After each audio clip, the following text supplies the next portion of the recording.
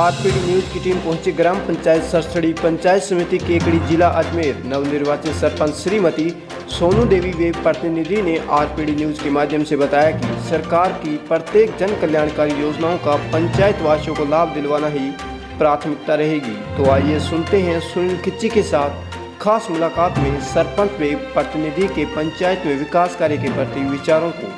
मैं सुनील खिच्ची RPD news के द्वारा और आज हम पहुंचे हैं विशेष तौर से खास मुलाकात करने पहुंचे हैं ग्राम पंचायत सरसड़ी के अंदर। यहाँ के जो नवनिर्वाचित सरपंच है काफी भारी बहुमत वोटों से जीते हुए हैं जो सोनू लुडा, उनसे खास मुलाकात के अंदर बात करते हैं कि आपकी ग्राम पंचायत के मुद्दे और समस्या क्या है। पहले मैं सोनू लुडा सबसे आरपीडी न्यूज में बहुत अच्छा मैडम स्वागत है आपका। मैडम ग्राम पंचायत के मुद्दे मैडम बहुत होते हैं, जो अहम मुद्दा है वो शिक्षा का है कि शिक्षा वो शेरनी का दूध है जो पिएगा वो दौड़ेगा। तो शिक्षा क्षेत्र में क्या योगदान रहेगा, क्या चाहते हो आप यहाँ के आपकी जो आपकी बच्चियां हैं उनके लिए सर जैसे यहाँ 8 तक स्कूल है तो उसको बढ़ाना करना, 10 या जैसे अगले साल 10 हो जाए जिससे अगले साल 12 तक करवाना, जैसे बच्चों के लिए खेल मैदान वगैरह ये सब करवाना।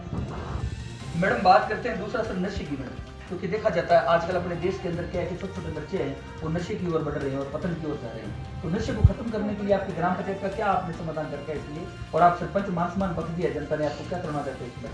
नशा बंद करवाने का, जैसे जागरूक करना, गाँव के लोगों को जागरूक करना तो इस चीज़ से दूर रहो।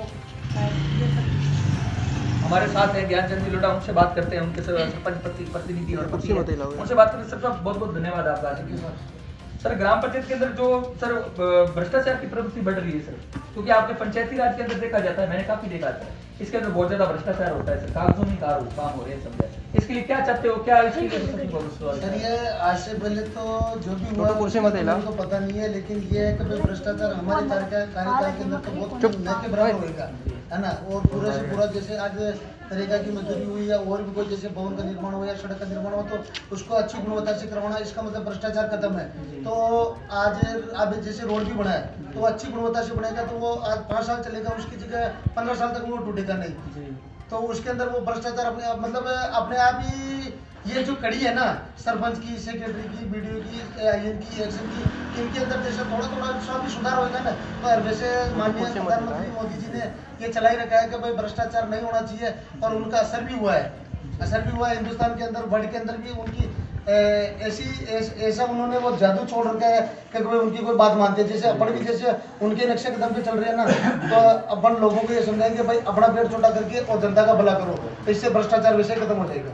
सर बात करते हैं बिजली, लाइट, पानी की निकास की, पेयजल की व्यवस्था की, क्योंकि सर 1947 से देश आजाद हुआ, आज भी अपनी जो घर की औरतें हैं ना, अपनी जो माताएं बहनें हैं वो सर घड़ा लेके और बाहर पानी लेने के लिए जाती है 1 किलोमीटर के लिए।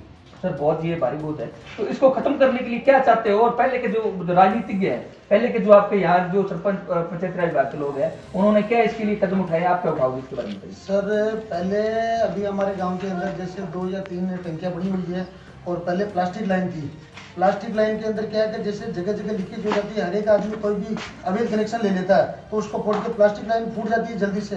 तो अभी अपने विधायक महोदय ने अभी 600 करोड़ रुपए केंद्रीय विधानसभा के लिए पास करवाए हैं, तो उसमें से अटल भूजल योजना के अंदर हर घर के अंदर नल लगेगा। तो ये जल्दी से जल्दी उन्होंने बोला है कि जैसे 2 साल के अंदर ये कार्यकाल हमारे कार्यकाल से पहले पूरा हो जाएगा। तो हमारे को आशा यही है कि जैसे सभी का सहयोग है उसके अंदर, पूरी विधानसभा का, एक हमारी पंचायती नहीं पूरी विधानसभा के अंदर ही लगेंगे वो। तो ये पानी की समस्या तो ये उन्होंने 2 साल के अंदर अंदर सभी गाँव में अंदर खत्म हो जाएगी। और रहा सवाल रोड का, पानी, बिजली का, तो बिजली सर वैसे तो करीब गांव में है ही है हमारे इधर पंचायत के अंदर, लेकिन जहाँ रोड लाइटें नहीं है तो वहाँ रोड लाइट की कोशिश करेंगे, कुछ फंडिंग लाएंगे और उससे तो भाई जैसे मौके के ऊपर बड़ी लाइट और छोटी बाकी अपनी 12 वार्ड की जो लाइट लगती है वो छोटी लगाते, क्योंकि इसका पैसा ग्रामीण एरिया के अंदर पंचायत को चुकाना पड़ता है, ग्राम पंचायत को चुकाना पड़ता है। तो उसके लिए ग्राम पंचायत के पास एक्स्ट्रा इनकम तो रहती नहीं है, और गवर्नमेंट अलग से इसका फंड देती नहीं है। तो या तो हम इसके लिए क्या करेंगे कि ग्राम पंचायत के नाम से गांव के अंदर एक अलग से कनेक्शन लेंगे, है ना। तो उससे बेनिफिट ये रहेगा कि सर जैसे आज 20,000 रुपए का या 25,000 रुपए का, 40,000 रुपए का जो लाइट बिल आता है, और उस कनेक्शन के अंदर आजकल एक नया मीटर चलता है, ऑटोमेटिक मीटर वाला चलता है ना, तो वो सुबह जैसे शाम को 6 बजे से ऑटोमेटिक तो ऑन हो जाएगी और सुबह 6 बजे उसके टाइमर सेट होता है। टाइमर वाला कनेक्शन है, तो गांव के अंदर जैसे अपन लगाते हैं ना, तो एक्स्ट्रा बिजली नहीं रहेगी तो बिल कम आएगा। जैसे 25,000 का बिल अगर 5,000 रुपया आ जाता है तो ग्राम पंचायत आराम से इस जिम्मे में चुका सकती है, उसको किसी भी फंड से निकाल के 5,000 रुपये दे सकती है। तो लाइट की व्यवस्था तो हम ऐसा सोच रखा हमने। सर पानी की निकासी के लिए क्या कहता है, आपके गांव का हमने कवरेज किया, यहाँ पे सर पहले की जो नालियाँ बनी हुई है सर सारी टूटी पड़ी है, और वो मेरे को ऐसा लग रहा है कम से कम 10 सालों से उन नालियों की सफाई नहीं हुई है अभी तक, तो उससे बीमारियाँ, मच्छर वगैरह भी बढ़ रहा है, बीमारियाँ भी बढ़ रही है। तो इसके लिए क्या चाहते हो आप, क्या यहाँ पर मॉनिटर करते हो? सर हमारी ग्राम सभा के अंदर अब तक तो दीपावली के ऊपर या नाली की सफाई के लिए कभी ऐसा कोई आदमी आया नहीं, किसी भी गांव में नहीं गया। और अभी इस बार ये दीपावली के अंदर मैंने प्रोमिस किया था कि हर गांव के अंदर, हमारी पंचायत के अंदर 3 गांव है, एलकापुर, सरसड़ी और उगानखेड़ा, तीनों के अंदर नालियाँ सफाई, नाला जो बने हुई है वो सफाई, और गांव के अंदर झाड़ू निकालना, और उसके बाद में पूरे गांव के अंदर लाइनिंग करवाना। ये अपने एक 12 महीने का त्यौहार आता है दीपावली का, जो अपने हिंदुस्तान के अंदर सबसे ज्यादा बड़ा त्यौहार मानते हैं होली दीपावली। दीपावली एक ऐसा त्यौहार है, तो उसके अंदर हम भी ऐसा चाहते हैं कि भाई अभी नवनिर्वाचित हुई है मेरी वाइफ, तो उसको थोड़ा उत्साह मनाना चाहते हैं कि भाई पहला त्यौहार आएगा अपना दीपावली, तो ये काम हम जरूर करवाएंगे दीपावली के ऊपर सफाई का। तो और नालियाँ जो भी टूटी फूटी है तो उसको जो जैसे अपने जैसे नेक्स्ट बजट आएगा, ये जीपीडीपी की जो मीटिंग होगी, अभी की आचार संहिता लगी हुई है, तो 10 या 11 तारीख को जो प्रधान साहब और जिला परिषद का इनके चुनाव खत्म होने के बाद में जो नया बजट आएगा, जो जैसे 2021-22 का जो आएगा ना, वार्षिक जीपीडीपी प्लान बनता है, उसके अंदर नालियाँ और जहाँ नाले की आवश्यकता है, वैसे अभी जरूरत थी तो एक सरसड़ी के अंदर एक नया नाला पास हुआ अभी लेटेस्ट के अंदर हमारे सरपंच बनने के बाद में, और एक मेवदापुर के अंदर निकला है, तो वही मेन समस्या है कि वो बड़ा नाला है, तो उससे क्या है कि अपने जो सिंचाई विभाग का जो तालाब है उससे सिंचित होती है, पीछे की जमीन कम से कम भी 200 से 250 बीघा, तो उसमें पानी की आवक नहीं है, तो वो नाला जो बनेगा ना, तो उससे पानी की आवक भी बढ़ जाएगी, जमीन भी ज्यादा सिंचित होगी, तो वो एक नाले का काम 2-3 दिन के अंदर मेवदापुर का चालू हो जाएगा, और दीपावली बाद में सरसड़ी वाला भी चालू हो जाएगा। तो नाला जहाँ जहाँ आवश्यकता है नाले की, वो तो नाले बनेंगे, जहाँ नाली की आवश्यकता है वहाँ नाली को बढ़वा देंगे। सर बात करते हैं किसानों की सर, क्योंकि भारत एक कृषि प्रधान देश है, इसके अंदर कम से कम 65% जनसंख्या है वो खेती पर निर्भर करती है, क्योंकि आप भी किसान ही माने जाते हो। हाँ बिल्कुल किसान ही है, सब किसान ही है। तो सर किसान के अलावा अपने पास कुछ स्रोत भी नहीं है, तो सर किसानों के लिए क्या चाहते हो आप, क्या तो सर किसानों की इस साल हमारे गांव के अंदर मूंग, उड़द की फसल, तिल्ली की फसल ये बिल्कुल खराब हो गई है, तो उसके अंदर किसी भी आदमी को जो लगा हुआ पैसा भी वापस नहीं आया है, तो फसल बीमा योजना के तहत उनको पैसा मिलना चाहिए, पैसा मिलना चाहिए। तो काश्तकार एक बार सेल कर लेगा, दूसरी बार सेल कर लेगा, लेकिन दूसरी किसान के पास पैसा आता कहाँ से? केवल जमीन से। अगर फसल ही नहीं होगी तो पैसा आएगा कहाँ से? तो उससे किसान का भी नुकसान है, अर्थव्यवस्था का भी नुकसान है, सभी चीज का नुकसान ही नुकसान है। तो सरकार को इसके अंदर किसानों की हेल्प करनी चाहिए। सर बात करते हैं आप एक युवा सरपंच हो सर, तो अब युवा सरपंच होने की प्रतिनिधि हो, तो युवाओं के लिए क्या चाहते हो सर? युवाओं को रोजगार मिलना चाहिए। अभी सर अभी करीबन 7 से अपने लगभग 7 तारीख के आसपास की बात है, 7 सितंबर के ऊपर एक वो आई थी, जैसे वो एक न्यूज़ आई थी कि भाई 45,000 युवाओं को रोजगार देगी गवर्नमेंट देगी, है ना। तो उसके तहत जैसे प्लम्बिंग का काम सिखाएंगे, तो प्लम्बिंग के अंदर आता है नल लाइट का काम। गांव के अंदर नल लाइट के मिस्त्री बहुत कम है, तो मैंने गांव में भी, हमारे तीनों गांव में, पंचायत के तीनों गांव में बोला है कि भाई जो भी 18 से 45 साल की उम्र के अंदर उम्र का हो और वो 8वीं पास है, उसके अंदर जो भी डॉक्यूमेंट है मिनिमम 8th क्लास पास चाहिए, तो गवर्नमेंट उसके MOU बनाएगी और सर्टिफिकेट मिलेगा, उसकी ट्रेनिंग देंगे। तो उससे गांव में अगर जैसे हर गांव के अंदर 20, 25, 30, 50 जो भी आदमी जैसे मतलब युवा है जो काम धंधा नहीं करते हैं, उनको रोजगार मिलेगा। अगर ये काम सीख जाएंगे तो हो सकता है कि उनका और गांव वालों का और आजू बाजू के अंदर, जैसे शहर में जाके कमाना चाहो तो भी कमा सकता है, गांव में जैसे एक भी मिस्त्री नहीं है तो गांव का काम गांव में हो जाएगा, तो गांव की जो इनकम है वो गांव के अंदर ही रह जाए। तो गवर्नमेंट का ये भी बढ़िया, अभी जैसे आज ही पेपर के अंदर आया है ग्रामीण के अंदर ये अपने डाक विभाग के अंदर वो निकलेगी वैकेंसी निकली है, तो उसके अंदर 10th पास चाहिए। तो मैंने आज ही पढ़ा और आज ही बोला मैंने कि जैसे 10th पास की किसी के पास मार्कशीट हो तो आप इसको ऑनलाइन जाके करवाओ, मैं कह सकता हूँ खाली, बाकी करना तो उनका काम है। सर बात करते हैं PW रोडों की। सर देखा जाता है आजकल क्या रोड बिल्कुल मान लो टूटी पड़ी है, गड्ढे हो रहे हैं, इसके लिए क्या चाहते हैं? सर गड्ढे तो क्या है कि काफ़ी टाइम से रोड बने नहीं है, PWD का काम है, और या वो अपने पहले तो क्या है कच्ची मंडी से बन जाते थे तो वो छोटे बनते थे, आजकल PWD से क्या है 3.8 मीटर के बनते हैं रोड, तो अभी जो हमारे टूटे हुए रोड है तो काफ़ी टाइम से बने हुए हैं, लगभग 10 से 15 साल हो गए। अभी रिपेयरिंग तो होगी नहीं, उसका वो रोड पूरा नया बनेगा। तो PWD विभाग के अंदर जाके और मैं बातचीत करूंगा, उसके बाद में अगर जरूरत पड़ी तो मंत्री साहब से कहलवाएंगे। और हो सकता है कि नेक्स्ट बजट के अंदर ये काम हमारा दोनों गांव का, रामपाली से मेहता खुर्द वाला रोड और सरसड़ी से उगानखेड़ा वाला रोड और बाकी और भी कोई साइड के जो रोड है, जैसे तो कोई धार्मिक स्थान पर जाने वाला हो या और कहीं जैसे जाता हो जो वो इम्पोर्टेंट काम आता हो, तो उस रोड को बनवाएंगे अपन। सर बात करते हैं दूसरा मृत्यु बोझ की। सर अपने समाज के अंदर देखा जाता है मृत्यु बोझ एक अभिशाप है सर, तो इसके लिए सर अपने जो माननीय अशोक गहलोत जी है सर सीएम साहब, उन्होंने भी गाइडलाइन जारी कर रखी है कि मृत्यु बोझ बंद होना चाहिए। आपकी क्या राय है सर? मृत्यु बोझ की राय में मैं तो अशोक गहलोत सर माननीय मुख्यमंत्री जी के साथ हूँ। इस चीज़ के लिए मैं भी ये चाहता हूँ कि घर के अंदर जैसे दुख हुआ है, अपने अगर किसी के घर में डेथ होती है तो उसे दुख की घड़ी यही है, खुशी की घड़ी तो है नहीं। उसके लिए उसके बाद में मृत्यु बोझ करते हैं, पूरा परिवार इकट्ठा होता है, ये केवल एक सांत्वना के लिए होता है।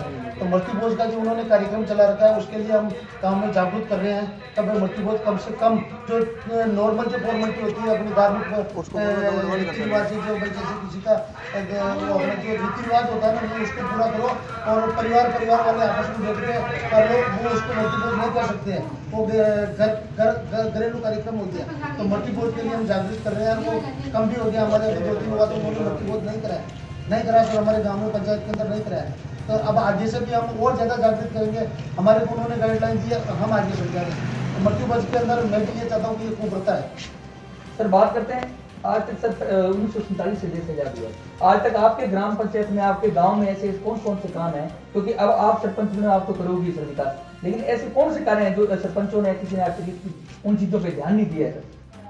सर एक तो क्या है, लाइट का काम है, रोडों का काम है, नाले बनवाना, किसी चीज पे भी आज तक कोई ध्यान नहीं दिया है। तो ये नाम मात्र के काम हुए हैं, हुए जरूर है, लेकिन वो कागजों में या नाम मात्र के हुए हैं। उसके अलावा जैसे अभी जो नई गाइडलाइन के अंदर बहुत काम है गवर्नमेंट की तरफ से, जैसे कि कोई कमी नहीं है हमारे गांव के अंदर। जैसे अभी अब जो गवर्नमेंट की एक योजना चल रही है मॉडल तालाब की, तो एक पंचायत के अंदर एक ही मॉडल तालाब बढ़ता है। तो अभी सरसड़ी के अंदर मॉडल तालाब जैसा बनने वो छोटा है, तो अब पानी मॉडल तालाब के अंदर पानी की आवक 12 महीने चाहिए सर, है ना। बारिश के अंदर दिनों में होते हैं तो वो 12 महीने जो पानी लेना चाहिए उसको मॉडल तालाब बना सकते हैं। तो मेहता खुर्द के अंदर एक ऐसा तालाब है जिसके अंदर 12 महीना पानी टिकता है, और उसको सबसे बढ़िया ये है कि ऐसा काम करे जिससे पूरी आने वाली पीढ़ी सरकार का और सरपंच का नाम रहे। तो मॉडल तालाब भी बनाएंगे और चरागा विकास कराएंगे, जिससे क्या है पशुधन वाले हैं जो भी है पशुधन वाले हैं, तो वो क्या है उनको चलने में कोई तकलीफ नहीं आवे।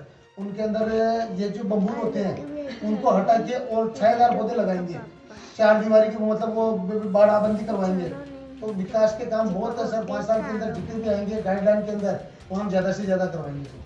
सर बात करते हैं हमारा पशुओं की। सर देखा जाता है आजकल सड़कों के ऊपर जो एक्सीडेंट होने के चांस बढ़ रहे हैं सर, वो काफी अहम भूमिका निभा रहे हैं, और किसानों की फसल जो नुकसान पहुंचा रहे हमारा पशु, उसके लिए क्या चाहते हो सर? कोई ऐसी कोई योजना निकाले जिससे इनका सुचारू रूप से इनका कार्य किया जाए? हमारा पशु के लिए तो सबसे बढ़िया सर गौशाला ही है। और गांव में वैसे गांव के अंदर बहुत कम गौशाला रहती है, लेकिन फिर भी हम ऐसा कुछ मंत्री जी से बात करके अगर छोटी मोटी जगह पर गवर्नमेंट की कोई भी जगह उसके अंदर एक छोटी सी जगह जैसे 100 बाई 100 की हो, तो उसके अंदर 4 दीवारी करके कोई भी आवारा पशु होगा तो उसके अंदर उसको लगा के, और गवर्नमेंट की तरफ से आज ही पेपर के अंदर आया ये चीज़ भी कि आपने क्वेश्चन पूछा मेरे से, उसके लिए भी गवर्नमेंट से मांगा है फंड अपने भागीरथी चौधरी में, किशनगढ़ वाले जो अपने जो सांसद है उन्होंने, तो अपने इस एरिया के भी हैं पूरे, है ना। तो उन्होंने आज भी फंड मांगा, तो हो सकता है कि ये हम इस योजना के ऊपर भी ध्यान देके और 4 दीवारी करा के आवारा पशु के लिए, जिससे किसानों को भी नुकसान नहीं हो और आवारा पशु का भी पेट भर जाए आराम से एक ही जगह रहे। सर बात करते हैं प्रधानमंत्री आवास योजना और शौचालय। सर कितने बढ़ गए पहले आपकी ग्राम पंचायत में या आपके गाँव में? इसके लिए आगे क्या बनवाना चाहते हो, क्या करना चाहते हो? सर शौचालय के लिए स्वच्छ भारत अभियान के तहत शौचालय जो अब तक बने हैं जिनका पेमेंट आ भी गया है, कुछ आदमियों का बाकी भी है।